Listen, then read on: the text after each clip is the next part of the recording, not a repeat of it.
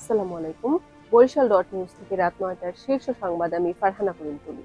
প্রথমে সংবাদ শিরোনাম, পরে বিস্তারিত। রাতে খুলে দেওয়া হবে কাপ্তাই বাঁধের ১৬টি গেট, সতর্কতা জারি।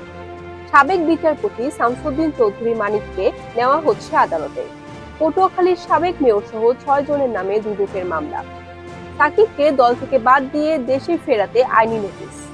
সাজেকে আটকে পড়া ২৬০ পর্যটককে উদ্ধার করল সেনাবাহিনী। আগুনছাড়ায় গ্যাস ট্যাবলেট প্রয়োগ করে ২.৫ লক্ষ টাকার মাছ নিধন। গণত্রাণ কার্যক্রম চালাচ্ছে বরিশালের শিক্ষার্থীরা। রোববার থেকে চলবে মেট্রো রেল। এতক্ষণ শুনলেন সংবাদ শিরোনাম, এখন বিস্তারিত।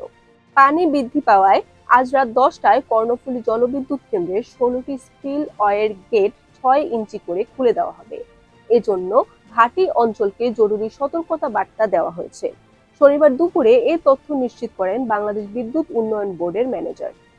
সুপ্রিম কোর্টের আপিল বিভাগের সাবেক বিচারপতি AHM শামসুদ্দিন চৌধুরী মানিককে থানায় হস্তান্তর করেছে বর্ডার গার্ড বাংলাদেশ। শনিবার ভোরে তাকে সিলেটের কানাইঘাট থানায় হস্তান্তর করা হয়।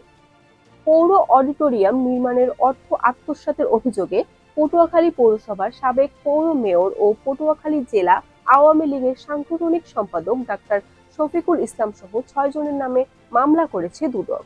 সাবেক সাংসদ এবং জাতীয় দলের সাবেক অধিনায়ক সাকিব আল হাসানের বিরুদ্ধে সম্প্রতি খুনের মামলা হয়েছে। এই মুহূর্তে তিনি পাকিস্তানে দলের সঙ্গে রাওয়ালপিন্ডি টেস্টে খেলছেন।